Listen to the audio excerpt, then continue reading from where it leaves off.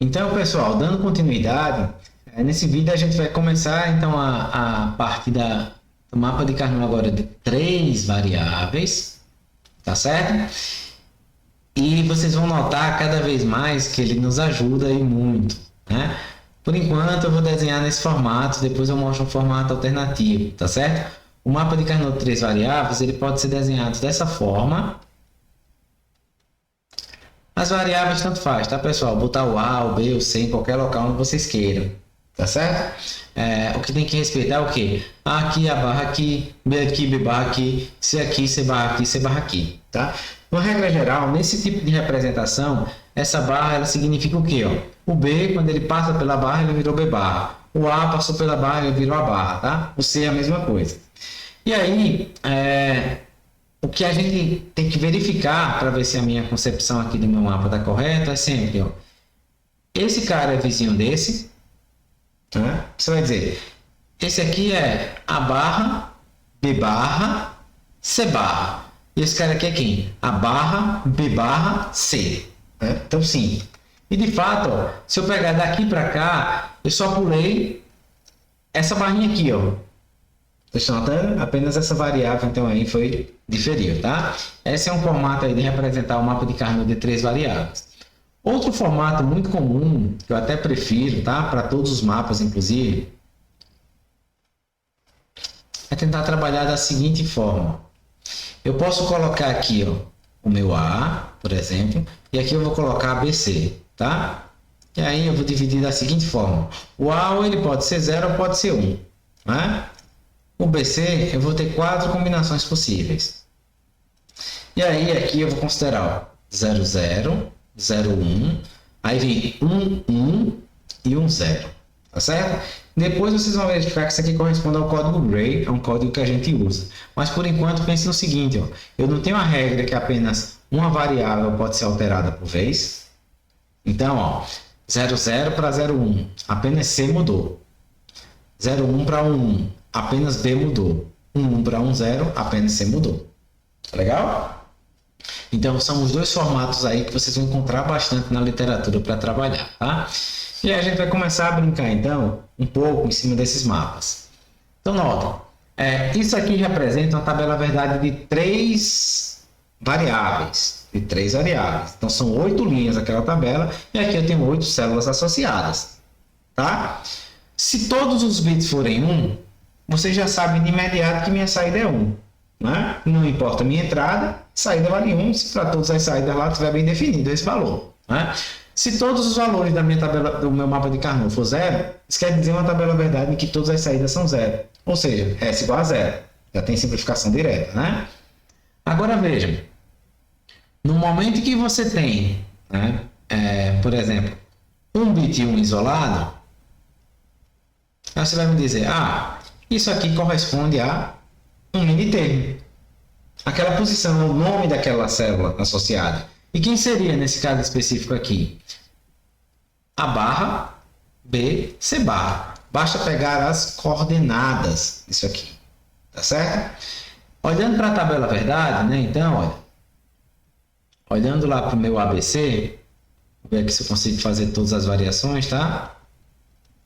Consigo. 0, 0 e 1, né? 0, 0, 0, 0, e os meus 4 1s. Olha o que vai acontecer aqui, tá? Deixa eu trazer isso aqui para cima. E aqui o meu S.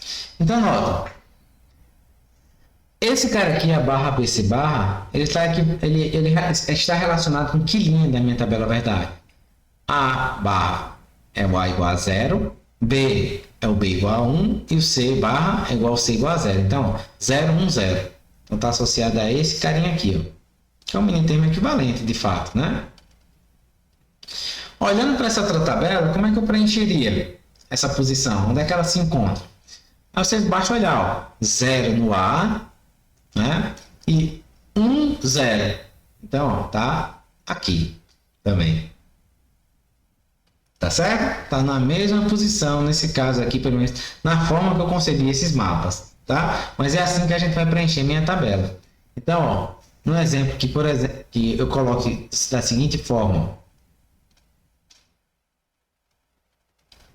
eu preencher esse mapa aqui, eu vou ter que olhar, ó, qual o mini termo de 1 aqui, né? Você vai dizer a barra BC. O A 0 e o B e C iguais a 1, né? Isso aqui vale 1. Então, a barra BC, eu coloco 1. Certo? Vai apagar essa bolinha aqui dos que a gente vai depois combinar. Eu vou colocar o 1 aqui. E aí, toda vez que vocês estiverem preenchendo o mapa de Carnot, minha recomendação é sempre comece, como é 0 ou 1, né, que a gente tem, comecem pelo valor que você tem menos, a menor quantidade. Por exemplo, aqui eu tenho apenas 2 bits iguais a 1. Então eu começo preenchendo os 1s. E os demais são 0. Certo? Se eu for agora preencher esse outro mapa, por isso que o pessoal usa mais esse da direita, tá, pessoal? Porque é mais simples, né? Eu posso apenas observar agora. Eu tenho que colocar um na posição 0, 1, 0. Então, 0, 1, 0, BC, né? Tem 1. E o outro é no 0, 1, 1. 0, 1, 1. Eu vou colocar 1. Os demais são 0. Tá? E aí, na minha simplificação, o que é que vai acontecer? Novamente, eu vou começar pela maior potência de 1s possível, de 2, né? Que de 1 corresponde à potência de 2. Ou seja, nesse caso, 2 ao cubo. Eu tenho 8 1s vizinhos? Não. Eu vou cair. Tenho 4 1s que são vizinhos? Quer dizer que também não. E aí eu venho para o meu par. Então, nesse caso aqui, ó, você vai ter um par aqui. Tá? E esse par agora, ele recebe que nome? Qual o nome desse par? Eu não tenho mais nenhum outro, né? Então, meu S vai ser equivalente exatamente ao nome desse par. Quem é esse par? As variáveis que são comuns a esses uns. A todos os uns que são compostos aí no meu grupo. De imediato, você já observa o quê? Esse, ó, eu tenho um B associado. Não é verdade? E esse, ó, eu tenho um A barra associado. Mas esse aqui é C e esse aqui é C barra. Então ele desapareceu. Então esse par aqui, ele é A barra B. Tá certo? Forma semelhante você vai trabalhar se estiver usando essa representação aqui do mapa. Você vai procurar quais são os bits que variaram, ou seja, quais foram as variáveis que eu mudei. Tá? Aí você vai observar aqui, ó, que daqui para cá o B continua igual a 1 e daqui para cá, ó, né, o A continua igual a 0. Você vai dizer que esse S é igual a, como é a 0, se chama de A barra, né, AND B, tendo em vista que o B é 1. Tá legal? Então, essa seria a simplificação lógica aí desse resultado, tá? Que nada mais é do que o quê? A soma desses dois minitermos, ou a barra BC. Legal? E aplicando aquilo que a gente acabou de ver. Né? Então, existe, obviamente, para esse mapa, eu vou trabalhar mais com o da direita, tá, pessoal? Vou trabalhar mais com esse da direita. Então, veja, existe para esse mapa uma quantidade enorme de combinações de grupos de 1, né? De agrupamentos de 1. Opa! De agrupamentos de 1. E aí a gente vai ter que pensar aí um pouquinho, né? Trabalhar e se acostumar a utilizar isso, né? Então, 0, 1, ó. 0, 0, 0, 1, 1, 1 e 1, 0. Eu vou começar a colocar aqui para vocês. Olha só. Se todos os bits são iguais a 1, como a gente viu, né? O que é que vai acontecer sempre, pessoal? Circular todos os bits. Tem um vizinho aí em relação a horizontal e vertical, tá? E a minha saída vai ser igual a 1. É bem óbvio, né? Agora, nota. E se eu tiver 4 bits iguais a 1 nesse sentido? Eles são vizinhos? Aí eu vou dizer assim para vocês.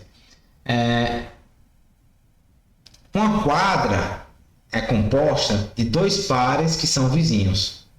Tá legal? Aí você pode observar, ó, peraí, eu tenho um par aqui e eu tenho um par aqui. E eles são vizinhos na horizontal. Vocês estão notando? Então, sim, aqui eu consigo conceber uma quadra. Tá? E qual o nome dessa quadra? O nome da única variável aí que não foi alterada, se vocês observarem, para todos os uns. Olha. Aqui eu tenho um 1 que o B vale 0. Aqui eu tenho um 1 que o B vale 1. Então o B já desaparece. eu tenho, ó, um 1 aqui, ó, que o C vale 1, e eu tenho um outro bit aqui, 1, ó, do meu grupo, que o C vale 0. Então, o C também desapareceu. Isso aqui, então, vai ser quem? A barra. Legal? Acho que é simples, né? De forma semelhante, o que vocês devem imaginar é que isso aqui também é uma quadra. É um par, vizinho de outro par, tá? Na horizontal. Logo, é uma quadra cujo nome é A. Certo? Legal, legal. Agora imagine assim. E se eu tivesse isso aqui? Será que isso é uma quadra? Se vocês prestarem atenção no conceito de quadra, vocês vão observar que sim. Eu tenho pares aqui? Tenho. E esses pares são vizinhos na horizontal ou na vertical? Sim. Depende da forma como eu comecei a circular esses pares, tá? Por exemplo, se eu peguei um par assim, ó, e outro assim, ó, vocês podem notar que eles são vizinhos. Estão observando? Na vertical. E aí, nesse caso, ó, isso aqui também forma uma quadra. E qual é o nome dessa quadra? A única variável que não foi alterada para todos os unis, tá? Então, se você observar aí no teu XY, né, aí, no A e no BC, ó, o A você verifica que teve alteração. Mas aqui, ó, o B, ó, ele permaneceu em 0 para todos os unis. Ou seja, esse cara aqui recebe o nome de B barra. B barra, tá?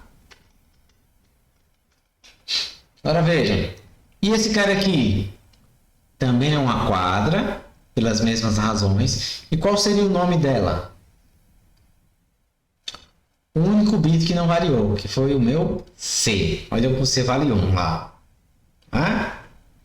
Depois, olha, eu tenho essa quadra aqui, tá? Onde você novamente vai observar que isso aqui é uma quadra e que o único bit que não variou foi exatamente o meu B. Isso aqui é B, que é B igual a 1, certo?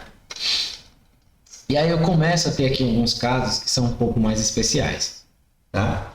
Então notem, se você tiver, olha só, esses dois carinhas aqui, eles são vizinhos.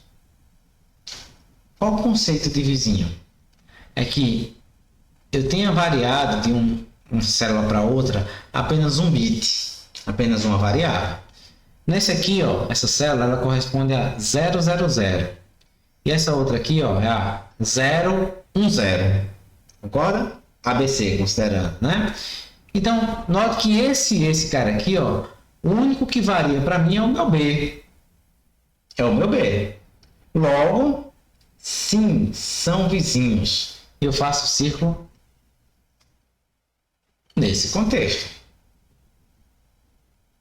Tá legal? E quem seria o nome desse par aqui? Quem é comum. Eu tenho a barra comum, isso é muito claro, né? Ó, ela é comum aqui e aqui. E quem é mais comum aqui é o meu C barra. Esse aqui seria um par que se chama barra C barra. Certo? Logo, se eu tiver uma situação como essa, olha, você teria um par aqui. Esse par aqui também é vizinho, vocês podem observar, tá certo? Isso aqui vai formar para mim uma quadra, então. São dois pares que são vizinhos aí na vertical, né? Ou na horizontal, como vocês preferirem começar associando os pares. E o nome dessa quadra aqui, ela vai ser o único bit que é comum a todos os unis. Ou seja, C barra, é o C igual a 0. Tá? Então, note, pessoal. Eu tenho muitos e muitos casos aqui para trabalhar, não é verdade? Mas é importante aí que vocês brinquem, tá? Que vocês olhem com cautela para se acostumar com esse tipo de mapeamento, né? Eu estou colocando vários exemplos aqui, vários mesmo, para que vocês façam isso lentamente. Se não entenderam, voltem ao vídeo, escutem novamente, pausem, pensem, tá? Não fiquem apenas aí com o vídeo rodando, né? Sem entender o que está acontecendo. Então, ó, no caso das quadras, eu corri todo o conjunto possível de quadras. De pares, né? Vocês podem ter um par assim, obviamente. O nome de um par como esse seria, novamente, ó, os bits que são comuns, tá? Então, ó, a barra B barra, né? O C eu mudei, ó, de 0 para 1, tá? E eu posso fazer várias e várias combinações. Esse cara aqui é um par, que seria quem? A, que é A1. C igual a 1. Né? Posso ter pares nessa condição, obviamente. Né? Esse caso aqui fica muito simples, porque o que não varia é exatamente o B bar e o C. Né? E eu posso ter aqueles pares que eu mostrei para vocês. Né? Então, esses pares aqui, você vai circular nesse contexto aqui, ó, e vai verificar que o nome dele vai ser dado por A, que não mudou, nesse caso aqui, e C bar. Legal? Então, ó, se a gente sabe disso, como é que eu aplico? Ora, olha só que, como vai ficando a coisa interessante, né? Isso aí vai ser válido para qualquer quantidade aí de variáveis que a gente for trabalhando, tá? Até agora nós vimos até 3 variáveis. Então, ó, eu tenho aqui 0, 0, 1, 1, 0, 0 e 1, 1. Depois eu tenho meus 4 zeros e 4 1s, né? Então, tem aí minha contagem completa em binário. Vamos supor que eu tenho o seguinte caso. 1, 1, 1, 1, 0, 0, 1 e 1. Legal? E eu quero verificar qual é a expressão lógica equivalente. Né? Qual é a expressão mínima, inclusive. Aí você vai me dizer, se eu fosse utilizar mini termos, isso ia dar um trabalhinho. Eu teria até um exercício interessante para vocês fazerem, tá? Peguem aí, para cada um aí, para cada saída que vale 1, pega um mini termo equivalente, monta a expressão lógica e depois simplifique e verifiquem qual valor vocês vão encontrar. Tá legal? Mas a gente vai fazer isso através de mapa de Carnot. Como eu conversei, olha, é muito mais fácil preencher o mapa de Carnot nesse caso se eu começar pelos zeros. Então, eu tenho um 0 nessa posição e eu tenho um 0 nessa posição. Então, no A igual a 1, eu tenho um 0 na posição em que BC vale 0. Olha, e que BC vale 0, 1. Legal? São as posições que eu tenho 0. Os demais são 1s. E agora vem, como é que eu utilizo o mapa de Carnot numa situação como essa? Sempre comecem do maior agrupamento de 1s possível para o mapa em questão. Nesse caso aqui eu começo sempre com 8, tá certo? 2 ao cubo. Eu tenho 8 bits iguais a 1, que são vizinhos? Não. Aí eu caio, eu vou para 4. Eu tenho quadras presentes. Aí você diz, tem uma quadra aqui muito clara para mim. Legal. Tenho mais alguma quadra. Se vocês lembrarem da regra que eu coloquei anteriormente, eu posso reutilizar os 1s, tá certo? E eu só paro de fazer agrupamento de 1s quando todos os meus 1s foram circulados. Então aqui você vai observar, olha, eu tenho 2 1s aqui embaixo, mas aqui em cima também tenho 2 1s, então eu posso reaproveitá-los. Não tem problema. E aí vem, tem mais algum 1 que não está circulado? Não, senão eu encerro o meu procedimento. E agora, quem vai ser minha expressão lógica aqui? Ela vai ser composta do nome dos agrupamentos de 1s. Esse é um agrupamento e esse aqui seria o outro. Esse de cima, ó, ele recebe o nome de A barra. Né? E esse aqui, ó, que eu botei a setinha embaixo, ele recebe o nome de quê? De B. É o único bit que não varia para nenhum dos 1s que está ali circulado. Tá? E quem seria a minha expressão lógica S? A barra ou B. Essa é a expressão mínima. Tá legal? E vocês podem obter isso também simplificando ela a partir de mini termos, tá?